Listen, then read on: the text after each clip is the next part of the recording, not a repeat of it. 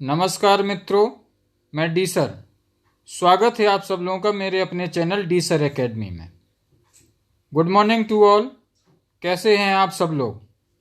उम्मीद है कि आप लोगों की पढ़ाई बहुत अच्छे से चल रही होगी।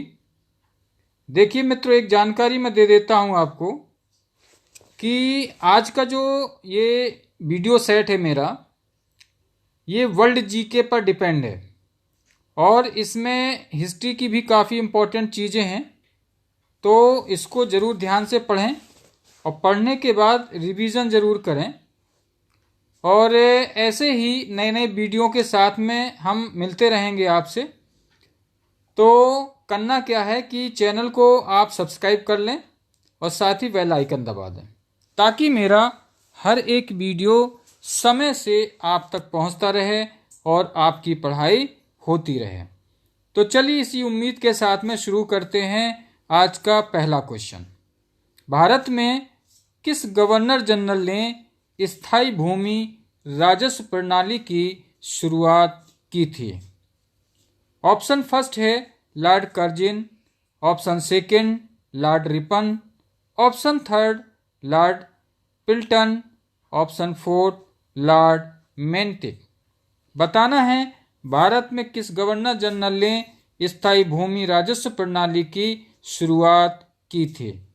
तो मित्रों, इसका सही आंसर हो जाएगा, आपको बता दें, कुछ और भी जानकारी दे दें कि लॉर्ड रिपन के साथ साथ 10 वर्ष के लिए लॉर्ड रिपन गवर्नर जनरल ने स्थायी भूमि राजस्व प्रणाली की शुरुआत की थी, लेकिन वर्ष 1793 में इसे स्थायी बंदोबस्त में बदल दिया गया। ब्रिटिश भारत के 19% भाग पर यह व्यवस्था थी। तो मित्रों, इसका करेक्ट आंसर हो गया लॉर्ड रिपन, यानी कि ऑप्शन सेकंड करेक्ट हो जाएगा। बढ़ते हैं अगले क्वेश्चन की तरफ।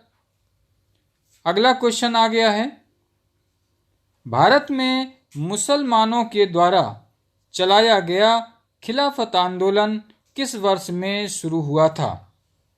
तो ऑप्शन फर्स्ट है 1919, option second 1913, option third 1921, option fourth 1927।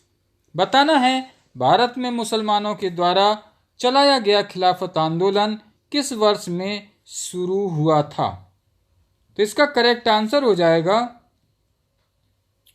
1919। मित्रों, जो ऑप्शन फर्स्ट है वो करेक्ट हो जाएगा 1919। और कुछ इसकी जानकारी दे देते हैं आपको कि भारत के मुसलमानों के द्वारा वर्ष 1919 में खिलाफत आंदोलन शुरू हुआ था, जो कि जनवरी 1921 तक चला था। भारत के राष्ट्रपिता महात्मा गांधी का पहला बड़ा राजनीतिक अभियान खिलाफत आंदोलन में भाग लेना था। ये इसकी कुछ एक्स्ट्रा जानकारी थी। अब बढ़ते हैं अगले क्वेश्चन की तरफ। अगला क्वेश्चन कर लेते हैं।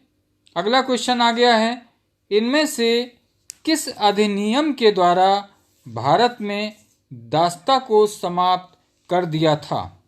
अब 4 ऑप्शन हैं। ऑप्शन फर्स्ट है 1826 अधिनियम, ऑप्शन सेकेंड 1833 अधिनियम, ऑप्शन थर्ड 1845 अधिनियम, ऑप्शन फोर्थ 1858 अधिनियम। बताना है कि किस अधिनियम के द्वारा भारत में दास्ता को समाप्त कर दिया गया था। तो मित्रों, इसका करेक्ट आंसर हो जाएगा, आपको बता दें कि 1833 एकदम करेक्ट हो जाएगा। जो ऑप्शन सेकंड है 1833 अधिनियम एकदम करेक्ट है ये। और भी कुछ जानकारी दे देते हैं कि अधिनियम 1833 के तहत भारत में दास्ता को समाप्त कर दिया गया था। इस अधिनियम को सेंट हेलेना अधिनियम 1833 के नाम से भी जाना जाता है। इस अधिनियम के द्वारा भारतीय प्रशासन का केंद्रीकरण कर दिया गया था। तो मित्रों, जो अधिनियम 1833 है, इसको ध्यान भी रखना है कि एग्जाम में थोड़ा सा घुमा के भी पूछ देते हैं कि इस अधिनियम को किस दूसरे नाम से जानते हैं। तो मित्रों ये सेंट हेलेना अधिनियम 1833 था। इसी के साथ बढ़ते हैं अगले क्वेश्चन की तरफ। अगला क्वेश्चन आ गया है, निम्न में से किस वर्ष अखिल भारतीय किसान सभा की स्थापना वर्ष की गई थी?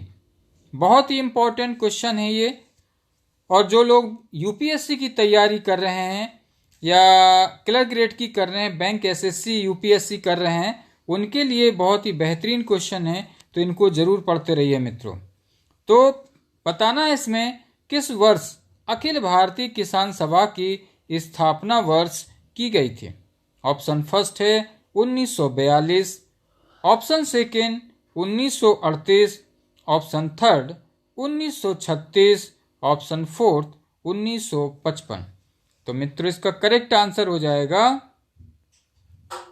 1936, यानी कि ऑप्शन थर्ड करेक्ट हो जाएगा।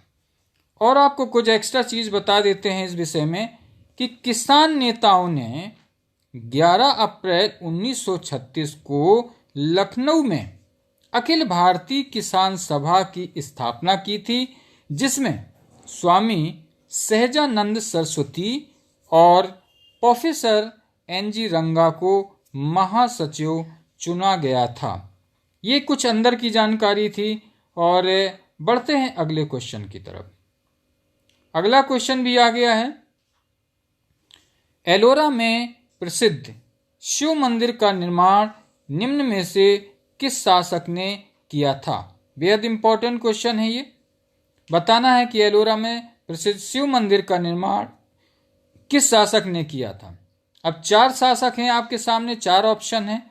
Option first Chandragupta Maurya, option second Mohammad Ghori, option third Mohammad bin Tughlaq, option fourth Rashtrakuta शासक कृष्ण प्रथम। बताना है एलोरा में प्रसिद्ध शिव मंदिर का निर्माण किस शासक ने किया था। बहुत ही इंपॉर्टेंट क्वेश्चन है ये। तो इसका करेक्ट आंसर हो जाएगा राष्ट्रकूट शासक, यानी कि जो कृष्ण प्रथम थे उन्होंने किया था। और इसकी कुछ जानकारी दे देते हैं आपको। राष्ट्रकूट शासक कृष्ण प्रथम, जो कि राष्ट्रकूट वंश का एक महान शासक लगभग 756 ईस्वी में थे। उसे कृष्ण राज भी कहा जाता था। कृष्ण प्रथम ने ही एलोरा में प्रसिद्ध शिव मंदिर का निर्माण करवाया था।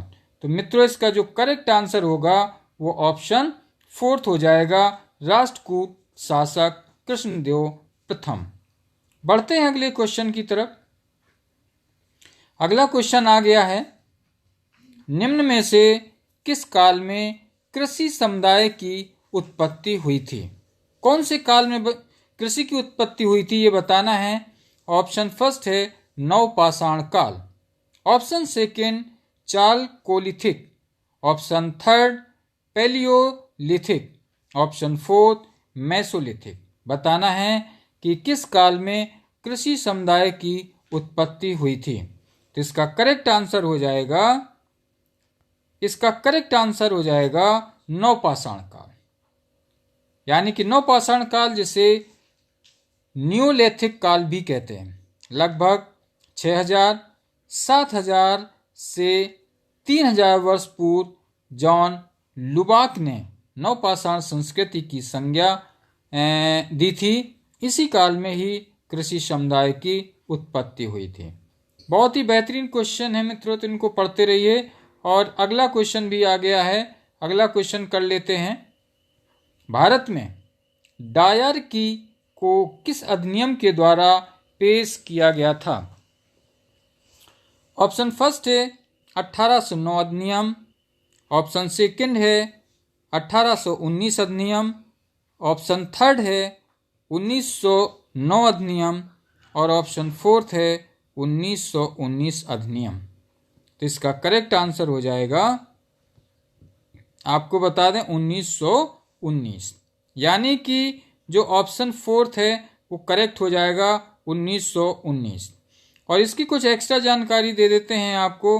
भारत सरकार अधिनियम 1919, जिसे यूनाइटेड किंगडम के संसद द्वारा पारित एक विधान था।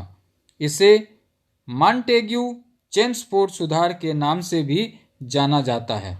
इस अधिनियम के द्वारा डायरकी को पेश किया गया था। अगला क्वेश्चन आ गया है मित्रों, अगला क्वेश्चन कर लेते हैं। नीचे दिए गए जनपद में से कौन सा जनपद 16 महाजनपद में शामिल नहीं था? ऑप्शन फर्स्ट है Asmaka, option second Kalinga, option third Kamboja, option four Gandhara. बताना है कौन सा जनपद 16 महाजनपदों में शामिल नहीं था। बहुत इंपॉर्टेंट क्वेश्चन है, तो इसका करेक्ट आंसर हो जाएगा, आपको बता दें कि इसका करेक्ट आंसर है कलिंग, यानी कि ऑप्शन सेकंड करेक्ट हो जाएगा। और इसके कुछ एक्स्ट्रा फैक्ट हैं जो आपको बता दें। कलिंग, जिसे ग्रीक के लेखक ओरेटस कहते थे, क्योंकि ये प्रतिकूल प्राकृतिक परिस्थितियों में भी ओरू मतलब चावल अधिक मात्रा में उगा पाते थे। अगला क्वेश्चन कर लेते हैं। अगला क्वेश्चन आ गया है, प्रसिद्ध फारसी कवि अमीर खुसरो इनमें से किसके दरबार में सदस्य थे? बहुत ही इंपॉर्टेंट क्वेश्चन है ये हिस्ट्री का। तो ऑप्शन है शाहजहां, सेकंड है option Qutub uddin Aibak, option third Babur और ऑप्शन फोर्थ है अलाउद्दीन खिलजी। बताना है प्रसिद्ध फारसी कवि अमीर खुसरो इनमें से किसके दरबार में सदस्य थे? तो मित्रों इसका करेक्ट आंसर हो जाएगा, आपको बता दें कि अलाउद्दीन खिलजी, यानी कि ऑप्शन फोर्थ करेक्ट हो जाएगा। और कुछ इसकी एक्स्ट्रा जानकारी है तो वो भी आप देख लें कि अमीर खुसरो, जिनका पूरा नाम अबुल हसन यमीनुद्दीन अमीर खुसरो है, वे दिल्ली के निकट रहने वाले एक प्रसिद्ध कवि, शायर, गायक और संगीतकार थे।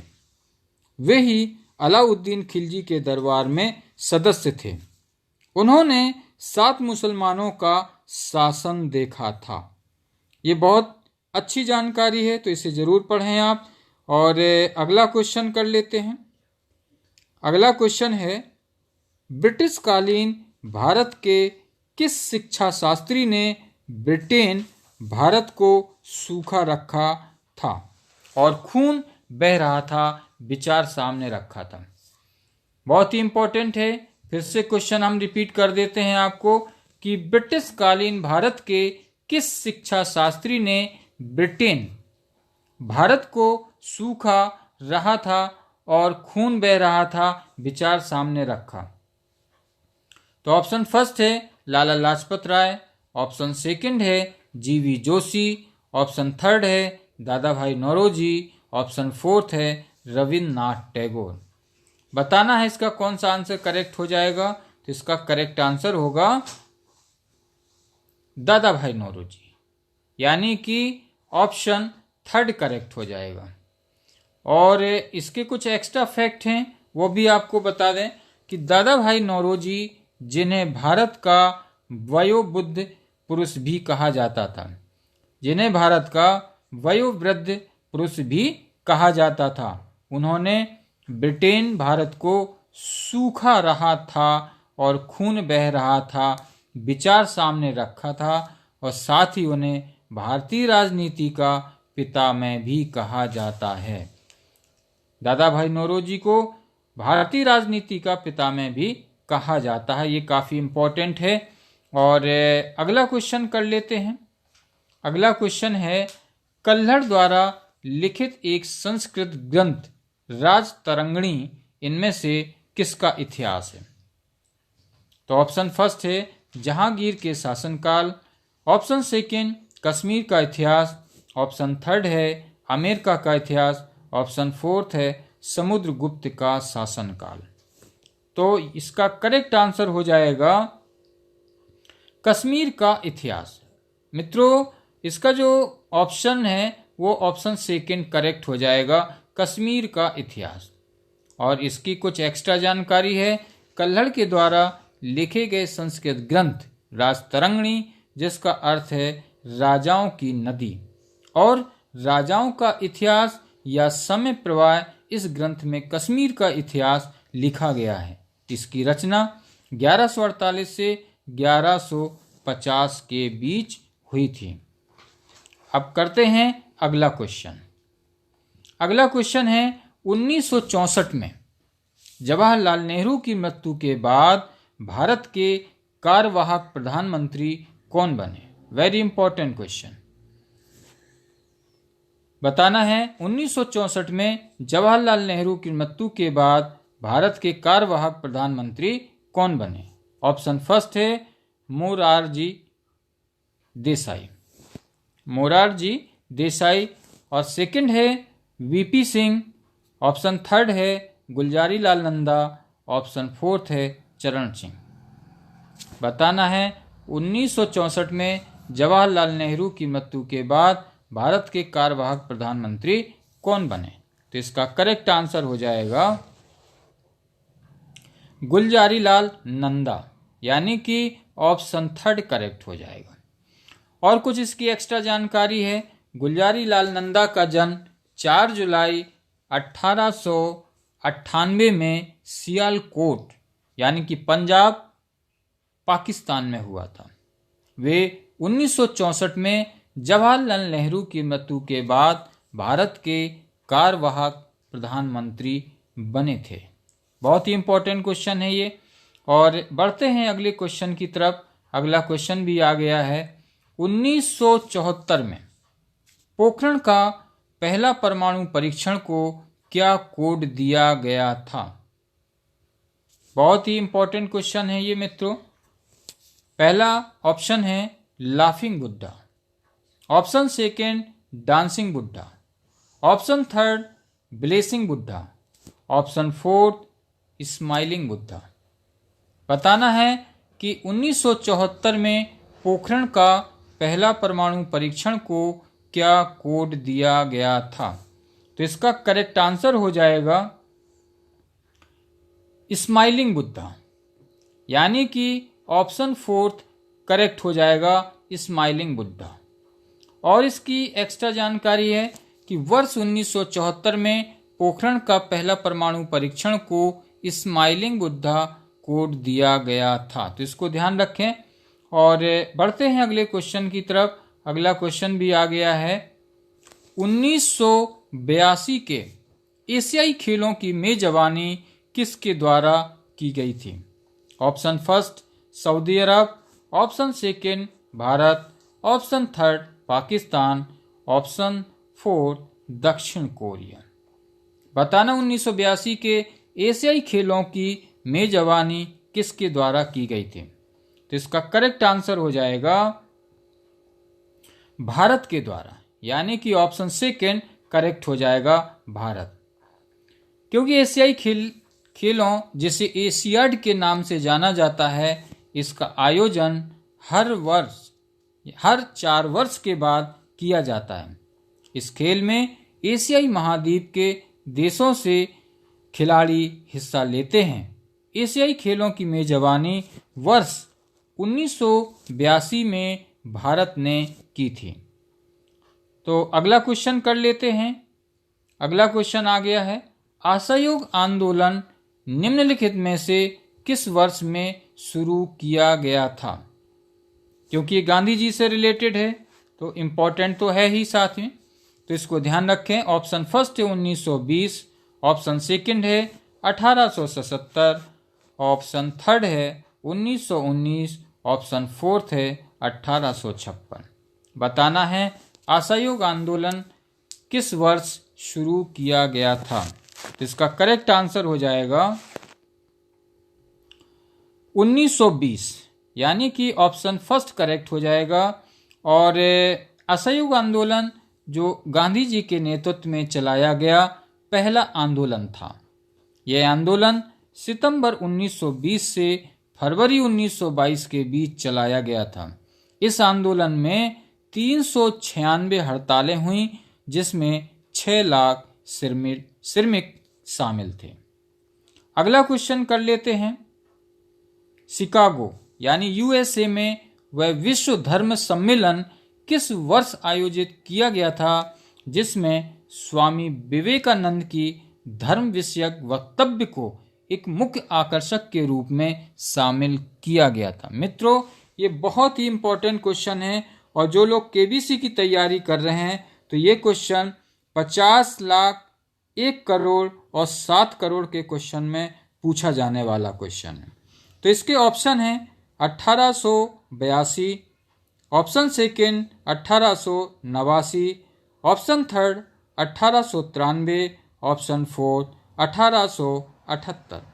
बताना है शिकागो में वह विश्व धर्म सम्मेलन किस वर्ष आयोजित किया गया था, जिसमें स्वामी विवेकानंद की धर्म विषयक वक्तव्य को एक मुख्य आकर्षक के रूप में शामिल किया गया था। तो इसका करेक्ट आंसर हो जाएगा 1893, यानी कि ऑप्शन थर्ड करेक्ट हो जाएगा। और कुछ एक्स्ट्रा जानकारी आपको बता दें कि सितंबर 1893 को शिकागो यानी अमेरिका में स्वामी विवेकानंद की धर्म विषयक वक्तव्य को एक मुख्य आकर्षण के रूप में शामिल हुए। उन्हें एक बेहद चर्चित भाषण दिया था। उन्होंने कहा कि हम सिर्फ सार्वभौमिक सहनशीलता में ही विश्वास नहीं रखते हैं, बल्कि हम विश्व के सभी धर्मों को सत्य के रूप में स्वीकार करते हैं। तो इसे ध्यान रखिए आप। और अगला क्वेश्चन कर लेते हैं। वर्ष 1854 में भारत की पहली कपास मिल की स्थापना कताई मिल के रूप में किसमें की गई थी? बहुत ही इंपॉर्टेंट क्वेश्चन है ये। तो ऑप्शन फर्स्ट है दिल्ली, ऑप्शन सेकंड है कलकत्ता, ऑप्शन थर्ड है बम्बई, ऑप्शन फोर्थ है मद्रास। बताना है वर्ष 1854 में भारत की पहली कपास मिल की स्थापना कताई मिल के रूप में किस में की गई थी, यानी किस शहर में की गई थी, ये बताना है। तो इसका करेक्ट आंसर हो जाएगा, ये मित्रों बम्बई में की गई थी, यानी कि ऑप्शन थर्ड करेक्ट हो जाएगा बम्बई। 1854 में भारत की पहली कपास मिल की स्थापना कताई मिल के रूप में बम्बई में की गई थी। बढ़ते हैं अगले क्वेश्चन की तरफ। अगला क्वेश्चन आ गया है, किस वर्ष में भारत के प्रशासन को महारानी विक्टोरिया की उद्घोषणा के द्वारा ब्रिटिश सम्राट के हाथों में सौंप दिया गया था? तो ऑप्शन फर्स्ट है 1887, ऑप्शन सेकंड 1864, ऑप्शन थर्ड है 1858, ऑप्शन फोर्थ है 1842। तो मित्रों इसका करेक्ट आंसर हो जाएगा 1858, यानी कि ऑप्शन थर्ड करेक्ट हो जाएगा। महारानी विक्टोरिया की उद्घोषणा के द्वारा वर्ष 1858 में भारत के प्रशासन को ब्रिटिश सम्राट के हाथों में सौंप दिया गया था। अगला क्वेश्चन कर लेते हैं। अगला क्वेश्चन है 1903 में भौतिकी का नोबेल पुरस्कार जीतने वाली पहली महिला कौन थी? काफ़ी इंपॉर्टेंट क्वेश्चन है। Option first Jane Addams, option second Marie Curie, option third Jody Williams, option fourth Alva Myrdal. बताना है 1903 में भौतिकी का नोबेल पुरस्कार जीतने वाली पहली महिला कौन थी? तो इसका करेक्ट आंसर हो जाएगा मैरी क्यूरी, यानी कि ऑप्शन सेकंड करेक्ट हो जाएगा। क्योंकि मैरी क्यूरी जो कि विख्यात भौतिकविद और रसायन शास्त्री थीं, उन्होंने रेडियम की खोज की थी। उनको वर्ष 1903 में भौतिकी का नोबेल पुरस्कार दिया गया। वे यह पुरस्कार जीतने वाली पहली महिला थीं। और अगला क्वेश्चन कर लेते हैं। ये हमारा अंतिम क्वेश्चन है इस सेशन का, तो काफ़ी इम्पोर्टेंट क्वेश्चन हो जाता है ये, तो इसको ध्यान से आप पढ़ें। क्वेश्चन है वर्ष 1915 में पेन्सहर्स्ट के लॉर्ड हार्डिंग द्वारा किसको दक्षिण अफ्रीका में एम्बुलेंस सेवाओं में उनके योगदान के लिए केसर-ए-हिंद से सम्मानित किया गया था। मित्रों, ये केबीसी खेलने वालों के लिए करीब करीब 1 करोड़ और 7 करोड़ के क्वेश्चन में से है, तो इसको ध्यान से आप पढ़ें। ऑप्शन है first Bal Gangadhar Tilak, option second Mohammad Iqbal, option third Mahatma Gandhi, option fourth Subhash Chandra Bose. Question है वर्ष 1915 में पेन्सहर्स्ट के लॉर्ड हार्डिंग द्वारा किसको दक्षिण अफ्रीका में एम्बुलेंस सेवाओं में उनके योगदान के लिए केसर-ए-हिंद से सम्मानित किया गया था? तो इसका करेक्ट आंसर हो जाएगा, करेक्ट आंसर है मित्रों इसका महात्मा गांधी, यानी कि ऑप्शन थर्ड करेक्ट हो जाएगा। और कुछ एक्स्ट्रा जानकारी आपको दे देते हैं इसमें कि मोहनदास करमचंद गांधी, जो कि भारतीय स्वतंत्रता आंदोलन के एक प्रमुख राजनीतिक एवं आध्यात्मिक नेता थे। उन्होंने भारत के आंदोलन, जिसे नामक आंदोलन व्यापक सविनय अवज्ञा आंदोलन चलाए। उन्हें वर्ष 1915 में पेन्सहर्स्ट के लॉर्ड हार्डिंग द्वारा दक्षिण अफ्रीका में एम्बुलेंस सेवाओं में उनके योगदान के लिए केसर-ए-हिंद से सम्मानित किया गया था। तो मित्रों, ये थे क्वेश्चन। करीब करीब मैंने इसमें बहुत ही इम्पोर्टेंट 20 क्वेश्चंस करवा दिए हैं, तो इनको पढ़ते रहिए, रिवाइज करते रहिए और बने रहिए मेरे चैनल पर। ऐसे ही इंटरेस्टिंग वीडियो के साथ में मिलते हैं अगले वीडियो में। तब तक के लिए ओके।